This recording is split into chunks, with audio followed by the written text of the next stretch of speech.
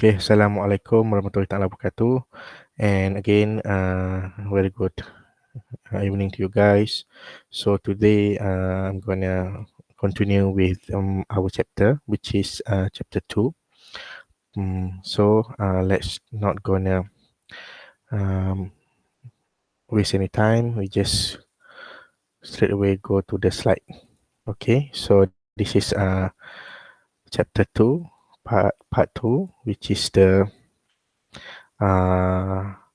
the end of Cold War, New World Order, which is post Cold War.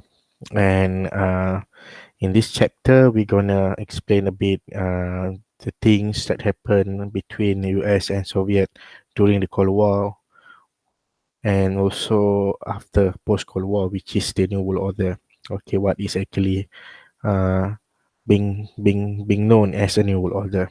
Okay, so this is the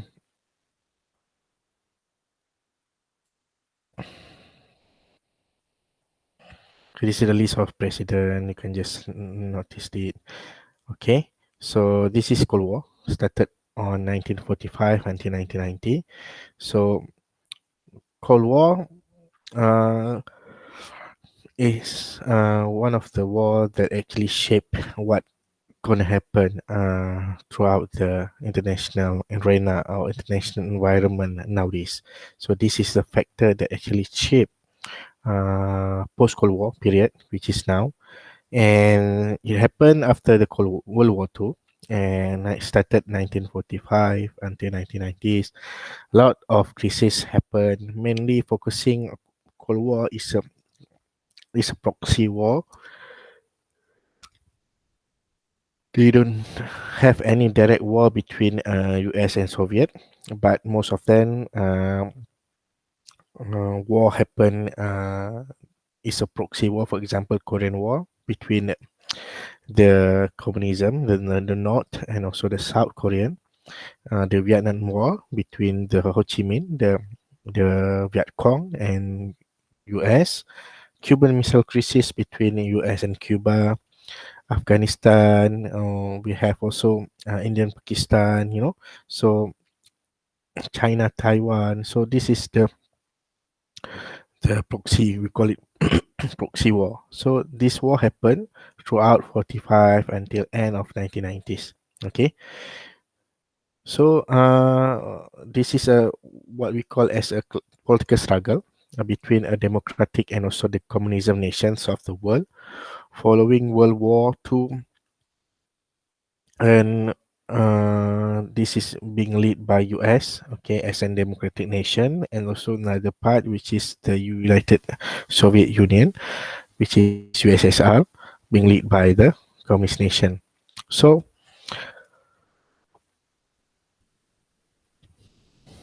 it happened, and a lot of things that actually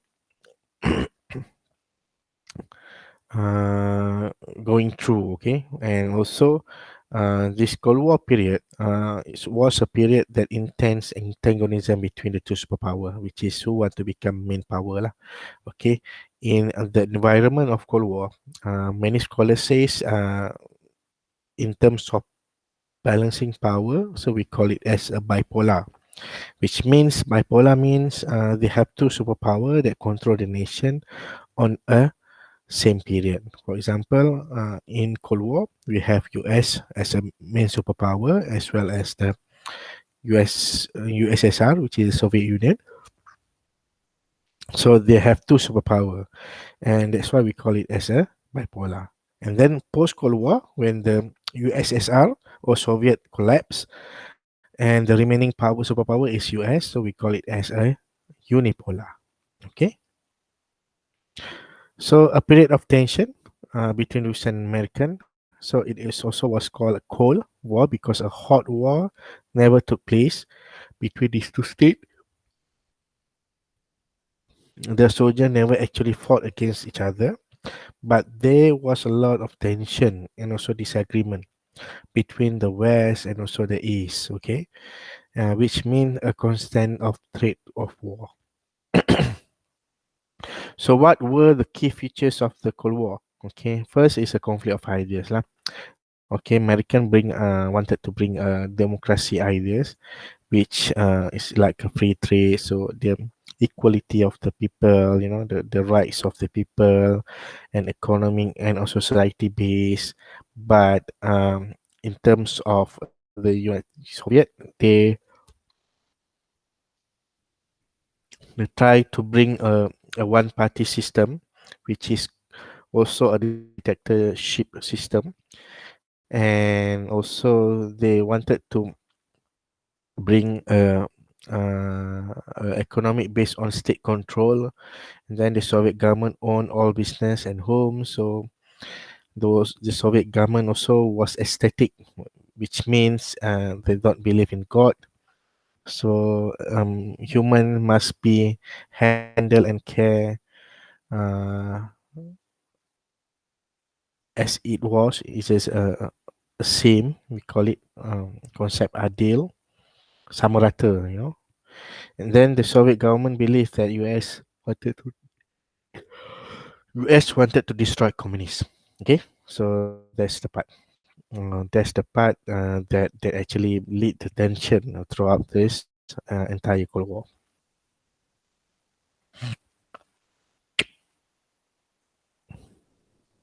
Okay, this is timeline. Okay, started from 1945, and then we have Iron Curtain. You can just Google it. What is Iron Curtain? And then Truman, we have containment policy, and then 1950 started the war, Proxy War, Korean War, and then 1961 they built Berlin Wall to separate the German East and West. 1962 conflict with Cuban Missile Crisis, and 1965, 75 US intervention on Vietnam War, uh, and then prolong of conflict until 1986 when Mikhail Gorbachev became the last presidents of the United USSR, Soviet. And then on that period, the Soviet having a problem in terms of money, and also struggle to maintain all of the colonial state. And then on that period, Mikhail launched plan which is called Glasnost and Perestroika. These two plan is like wanted to bring back the legacies of the Soviet, but it is too late. After 2 years, the after 2 years after Gorbachev become president, the Soviet Union collapsed, and then it ends the war. Okay, in a nutshell, so a Cold War is defined as a situations of tension, relation, and also frontier competitions between nations. So there is, however, no direct confrontation as in an all-out war. So such a situation occurred between 1945 and 1991. So involving superpower, which is US and also Soviet. The superpower divide Europe between it two lah, which is Eastern Europe and also the Eastern Europe, Western Europe. Okay. So this is during the 80s. Okay. This event is obviously on the period of the end of the Cold War. Okay, so the man behind the US is the Ronald Reagan. He started what they call a strategic defense initiative, which is called as Star Wars. So he put confrontation under all of the communist state in the South America, which is Nicaragua, Grenada, and others state in South America. And then this is what also one of his manifesto in election, and that's why he actually focusing on eradicate communists in the South America, and he actually win the election and become the president. Okay, so while the US was spending at the level, and USSR was finding difficult to match, the Soviet were having their own internal problem. So Soviet also have a lot of internal problem, which is focusing on uh, the resources, which is for example money, and then they have to withdraw from Afghanistan, 1989, and then also some of the state in a Balkan, for example, because they cannot afford to maintain all the state. Okay, this is the man Mikhail Gorbachev, I said before. So when Soviet had a trouble, in terms of the economic and also the restructuring and also the structure process. Okay, and Mikhail tried to overcome the situation by initiate two plan, which is Glasnost and Perestroika. They try to open a Soviet society to gain a lot of economic benefit, but it is too late, because on that period when Gorbachev took power, the Soviet are already in damage and also in critical situation. And when Gorbachev took over, they try to initiate something to recovery back the Soviet. Unfortunately, the plan's not going through, and Gorbachev being toppled down. Okay, Gorbachev being toppled down by the Russians elites. And also on 1989, when revolution broke through the Eastern Europe as the people overthrew the communist dictatorship in places like Poland, Bulgaria, Romania, and also countries such as Czechoslovakia and also Slovenia, so broke apart. And then on 1989, this is the historical moment when the Berlin Wall broke down by the riots.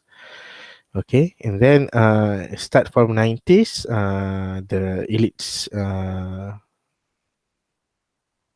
military intelligence seized power while Gorbachev on vacation. Boris Yeltsin crash and coup, Gorbachev government, and then that is the end of the Soviet existence.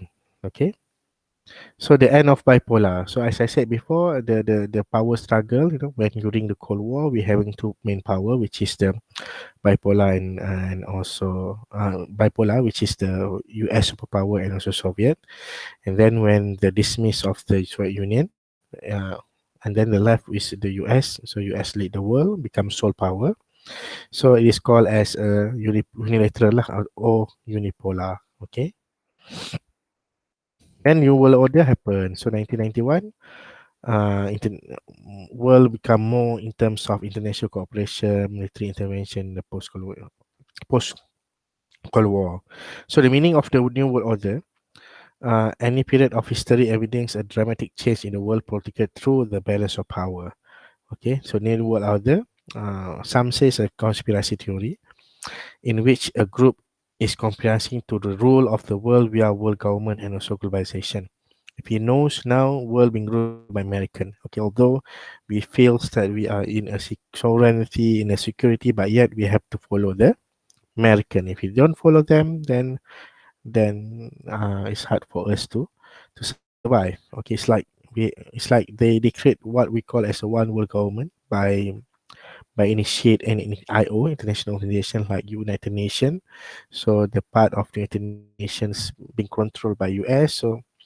So if you look at the indirectly, yes, we can say that indirectly, no state being controlled by US, but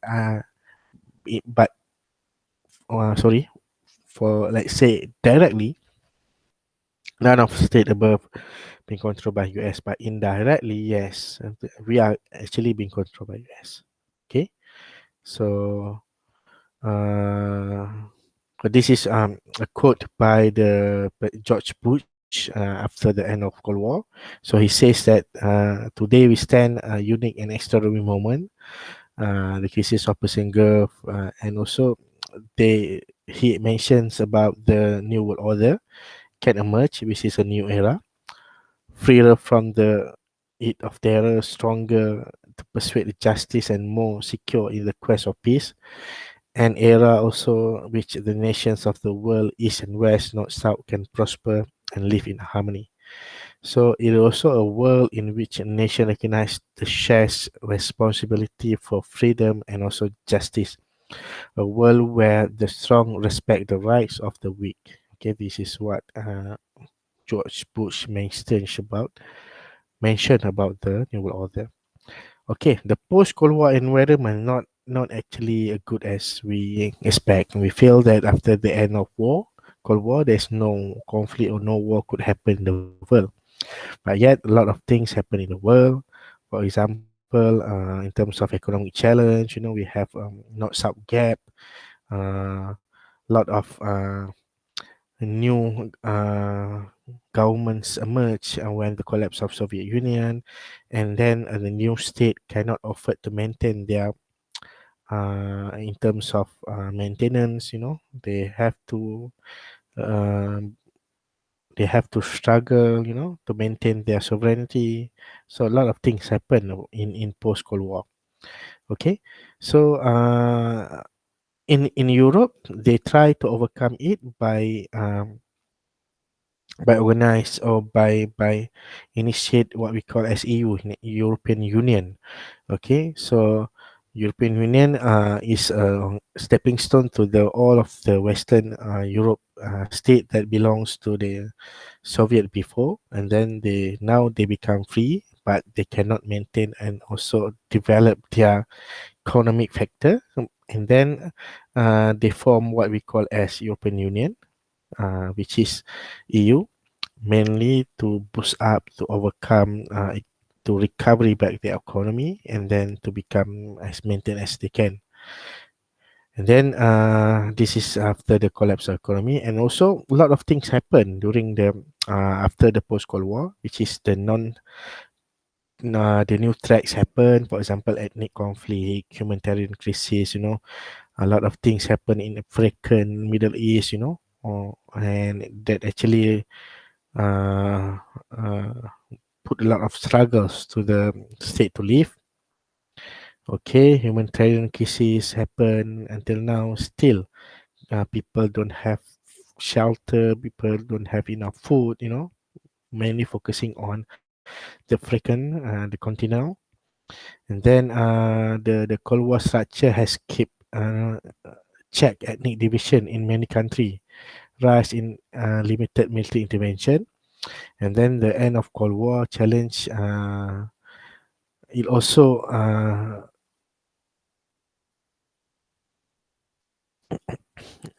what in terms of United Nations Secretary General Boutros Ghali advocate that a legitimate involvement of the UN in peace enforcement and peacekeeping operation. Okay, and also President Clinton proclaimed a national security strategy of engagement and also enlargement. After the Cold War, the United Nations went from an average of 3 or 4 peacekeeping operations in a year to 13 in December 1992 because of a lot of things, conflict happened. In a globalized war, bad things that happen in other countries spread more quickly than our shores. So genocide spawned refugees was destabilized their neighbors. Who destabilized their neighbors? So corruption sparks financially meltdown, so which rock the world economic. So pandemic, for example, now we're having great pandemic hopscotch across the world and also globe, also threatening the world. Okay, this one happened in Somalia. The various clan and also leaders struggle from power and plunge the country into humanitarian crisis. And then warlord Farah Aidid emerged as a dominant clan in Somalia. And then a lot of crisis happen. Civil war happened in because of him. And then in Rwanda also they are having ethnic cleansing, so military coup Haiti, hosted the democratically elected president of motivated thousands of Haitians to flee to the US in fragile boats. So ethnic violence interrupt being between Hutu and Tutsi in Rwanda, that which resulted to millions of deaths, mostly from the Tutsi minority. Okay, in Southeast Asia, we're having a crisis in East Timor. So East Timor, being known as one of the part of Indonesia, and yet after the crisis occurs in 1998, East Timor wanted to to move out from Indonesia and put declaration independent peace, and then on 1998 they are become the newborn state. Okay, in Southeast Asia. So an international effort, a lot of things that happen, and UN as an international police, they are being responsible to maintain international peace and also security. And then sometimes the UN effectively intervene the, in this crisis. Sometimes it didn't.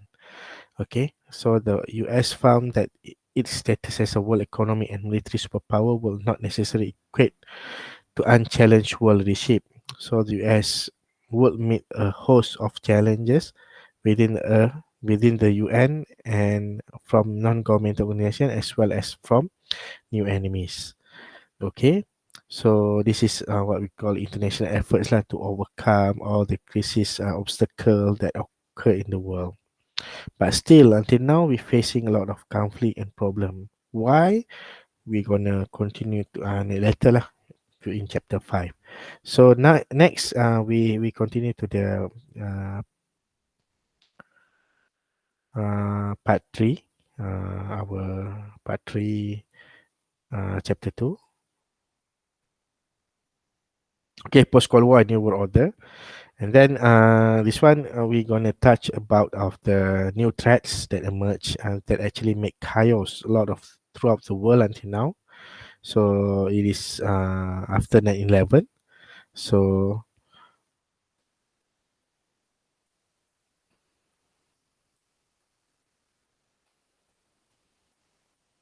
So our agenda going to introduction, define terrorism, explain 9/11, explain post-conflict development, explain current terrorism activity, and then also we're going to analyze lah UN and the Middle East action on terror.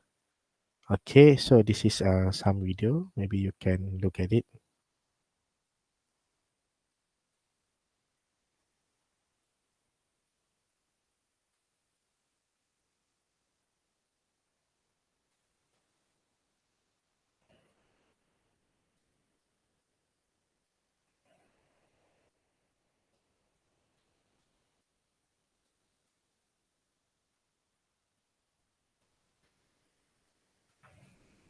In 1989, as the end of the Cold War approached, political scientist Francis Fukuyama surmised that humanity had reached its final state, liberal capitalist democracy. He predicted that while unipolar US influence would bring about a lasting peace, it would also remove the positives associated with ideological struggle. The terrorist attacks of September 11, 2001 marked a turning point in global affairs. The United States would subsequently begin two wars in the Middle East, in Afghanistan in 2001, and a highly controversial war in Iraq in 2003. Beginning in 2010, with the Middle East especially unstable, people throughout the region followed in the footsteps of the protesters who brought down the Iron Curtain of the 1980s and overthrew their despotic governments. Unfortunately, the Arab Spring could not replicate the success of Eastern Europe. The United States has since slowed its intervention into the region, realizing that military power and occupation alone do not guarantee success, especially in an area that seems averse to democracy. At the same time, Russia, the Soviet Union's successor state, has taken a more direct role, allying with Iran and its pursuits of nuclear capabilities, and supporting the Syrian government in the Syrian civil war. Historian Nicholas Guyot writes, The end of the Cold War produced not a new world order, but a working out of grievances and injustice that had long been overlooked. While the fear of nuclear annihilation between superpowers was evaded, new issues have arisen, especially in the Middle East, that continue to threaten the stability of global affairs. Only time will tell if the world is truly at the end of history. Okay, so that's quick video about the overview of the world post Cold War. So a quick view of Islamism. Okay, Islamism. When 9/11 happened, September 2001. So all of the world being shocked. Okay, by the terrorist attack on WTC World Trade Center. And then after that, uh, Islam being cursed and also being uh, have to take the responsible by the international system. All of the uh, terrorist attack being response by the Islam, and then the idea of Islamophobia become more spread in the Europe and also create a lot of obstacle and also disadvantage. Okay, and also it is not good. Okay, to to always seeing Islam in terms of bad things. So this is a wrong teaching by the Western, and then they try to to pinpoint, religions, because religions are not responsible to any attack in the world. And also, if you said that Islam, for example, what happened in the US, they have they have Ku Klux Klans, KKK. We call it Ku Klux Klans, that is radical of Christianity, that always uh, create dangers and also a lot of things threat in America. They are not Islam, right? So that's why I said that religions are not uh, the way lah. The regions not the main reason to the when having attacks. This is because of the human itself. Okay, so if let's say this is the Islamophobia, in Europe, and if let's say a Muslim shooter, so 1.3 billion Muslims held responsible. If let's say black shooter, they would call it gang-related violence. If let's say professional shooter, they will call it as a national hero or collateral damage. If he's a white shooter, they call it a lone wolf or parking problem and emotion issue or something else. Okay, so every time a terrorist attack or shoot occurs, Muslims closely watch the news with extreme trepidations, praying that the suspect is not Muslim. This is because these terrorists are likely to be Muslim, but rather because it is intense where they happen to be. We see amplified mass media cover extreme unjustified hatred toward Muslim. Okay, many shows the situations to the problem faced by the Muslim society as being a revival of Islamic identities, values, and power. So most sought to bring about change through peace means extremist minority has claimed a mandate from God that calls for the violent submissions. Okay. So here, Samuel Huntington has says that after the post-Cold War, so there is always one war. We call it. Samuel Huntington says, and also Francis Fukuyama said, it is a clash of civilization, because in Samuel Huntington says that world divided into 7 civilization. Okay, one of the clash will be is it the clash from the Muslim civilization and also the American civilization. Okay, why civilization will clash? Okay, the current global power of Western civilizations we have a culture difference and also a multiple, culture. And then all of culture, we have economic regionalism is growing. So state economic been growing and also become more centralized. And also eight main civilization in the world, which is the Western, Confucius, Japanese, Islamic, Hindus, Slavic, Orthodox, Latin American, and African.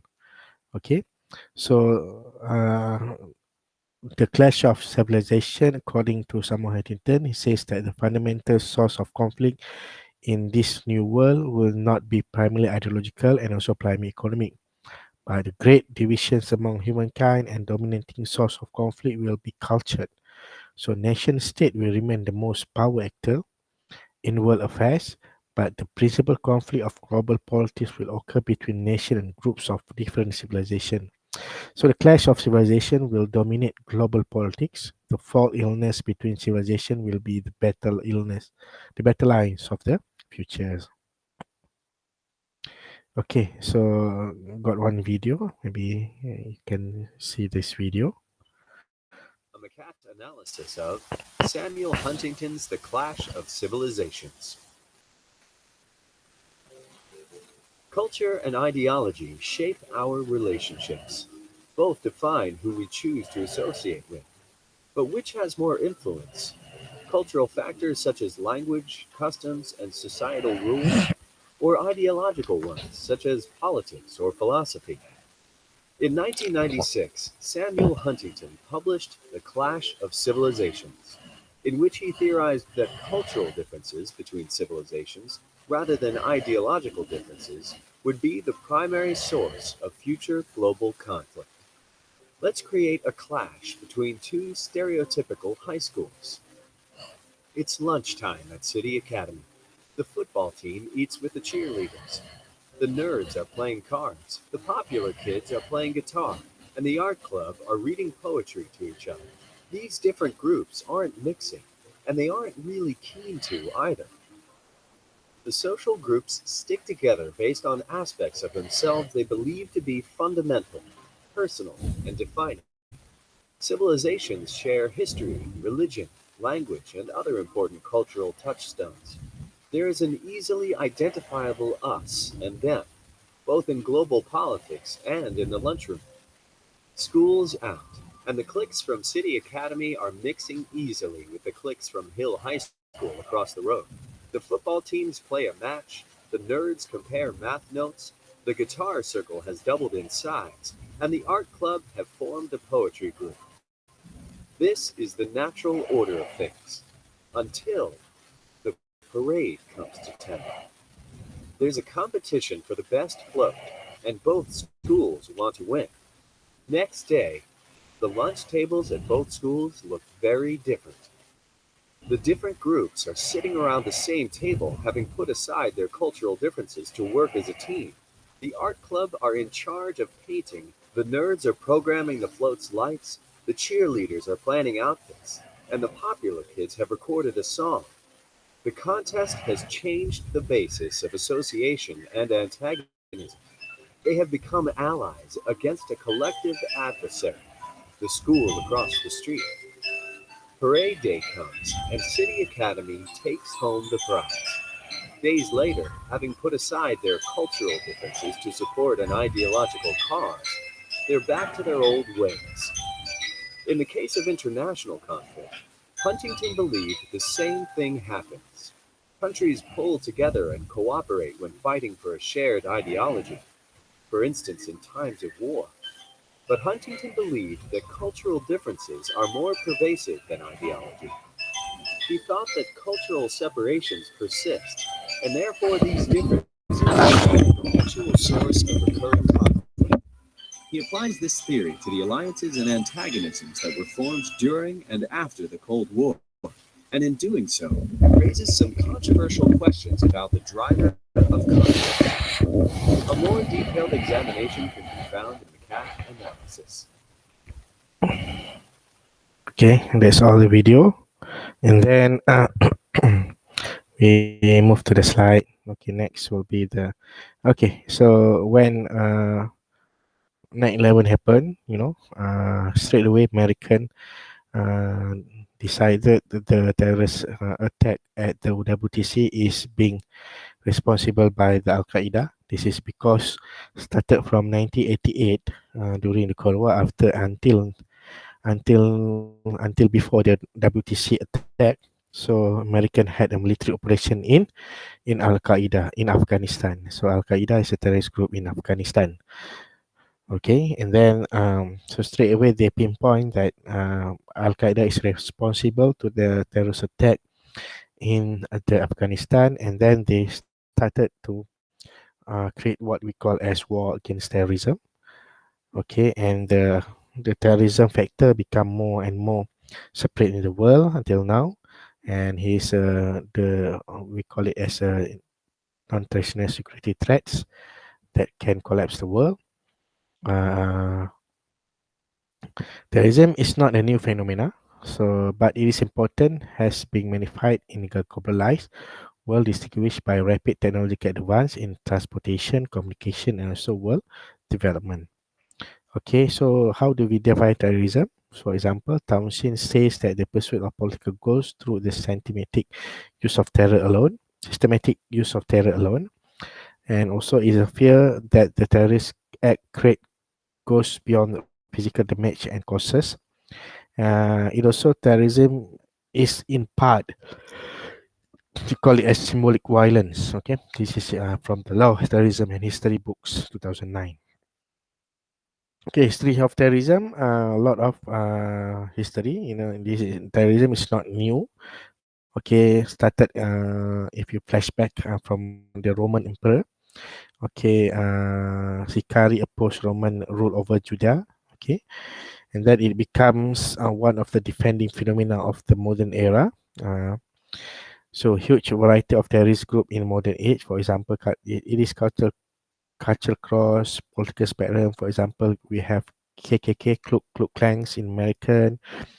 We have Minghoff, a brother. We have gang. We have Al Qaeda and etc. Okay, this is the reason that that that sparked terrorism around the world. Okay, on September 11, 2001, 90 men a flight with Al Qaeda hijacked 4 planes and crashes 2 into the World Trade Center. And fourth plane crashed in Pennsylvania after passenger attacked the terrorists.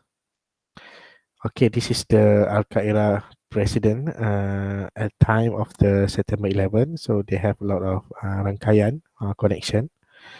And on that period, after that, the junior Bush says that world have to global war on terrorism. We have to fight terrorism, and also Americans should not accept one battle but a lengthy campaign. And every terrorist group of global reach has been found. Then they wanted to war on terrorism lah. They want to started war on terrorism. So any nation that continues to harbor or support terrorism will be regarded by the United States as the hostile regime. So they launch what they call as preemptive action. They will fought, and also preempt any state that against and also that taking care of the terrorism activity. And also they call it as an axis of evil. And it also been confirmed by the former Secretary State of US, which is Colin Powell, and he states that the Middle East have to be responsible, and he pinpoint Iraq. He said that Iraq also one of the state that take care of the terrorists and also provide a weapon of mass destruction, that they scared that the weapon of mass destruction will be fell down to the terrorist organization, and also that will lead to the nuclear war in future.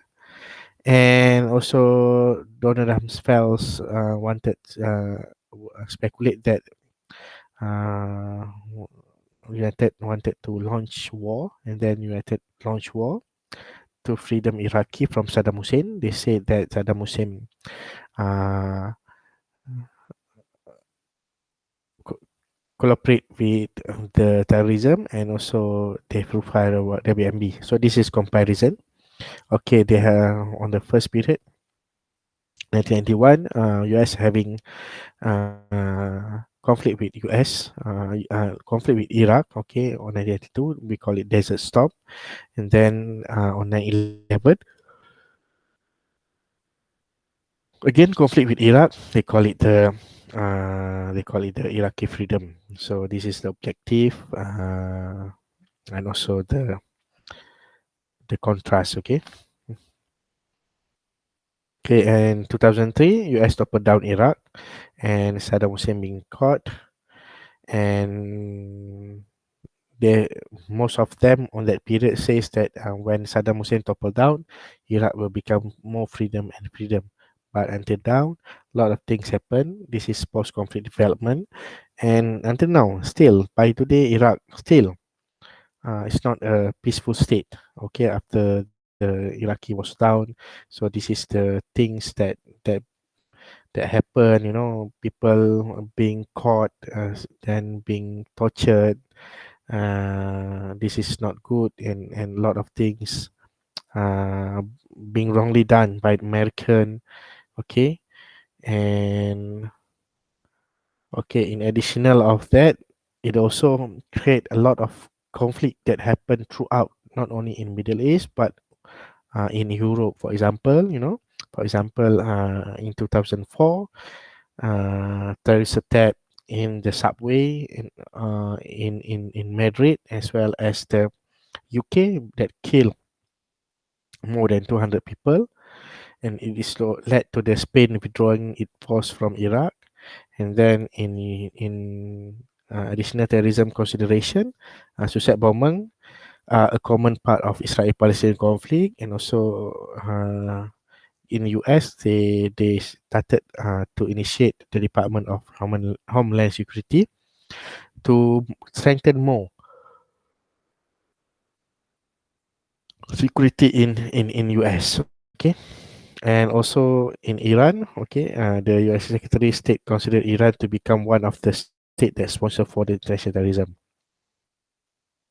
So in South Asia, we have Jemaah Islamiyah, which is suspected of having ties to the Al Qaeda. It's dedicated to establishing an Islamic fundamental state in South Asia. Okay, a new cause to fight for against, terrorism. Role of modern technology, communicator network. Actually hard for us to caught them. So attack from the west on Western modernity, for example, like they're having right now, is totally against the teachings of the Muslim, against teachings of any religion, but yet this is caused by the extremists. Okay, and the interpretations of terrorism also being differentiated by other people who see it. For example, for if let's say one person say this is a terrorism, but other person says they are the freedom fighter. So that's why it's hard to eradicate terrorism. So if you look at the terrorism group entire the world, so a lot of terrorism that are in the world right now. Okay, this is data from source. Then 2008, we have now ISILs in South Asia, Asia, Middle East, African, Europe, global, okay, South America, so global, a lot till now, and a lot of crisis and bombing that happened throughout the world, and also including Malaysia in 2018. Okay, you can just look at it, 2018 in Malaysia.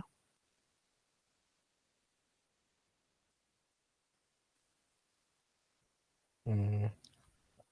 On 2016, okay, in Malaysia, bombing in club. Okay, so a lot of strategy being done by the state to overcome and also combating terrorism. If you look at United Nations, Homeland Security, Malaysians, as well as in Southeast Asia, in United Nations, they have United Nations Counter-Terrorism Implementation Task Force. So they have four pillar. Pillar one, addressing the conditions. Pillar two, preventing and combating terrorism. Pillar 3, building state capacity and strengthening the role of the United Nations. And then Pillar 4, ensuring human rights and the rule of law. Okay, so four pillars. So the counterterrorism strategy is a form of solution by the enhanced plan action. So composed four pillars: addressing the condition, preventive, build strategy, state building state capacity, and also ensure respect for human rights. Okay, this is the Islamic military counterterrorism in the Middle East. This initiated by the Saudi Arabia. So they combine all the uh, member state nations that Islamic member state nation. They fought to fight terrorism in Middle East. Okay, and then a good action being brought out. Okay, and we hope in future the terrorist group can be lesser and lesser. So a lot of there is a lot of channel, a lot of ways to bring all the unfeeling the problems, but not in violence or war.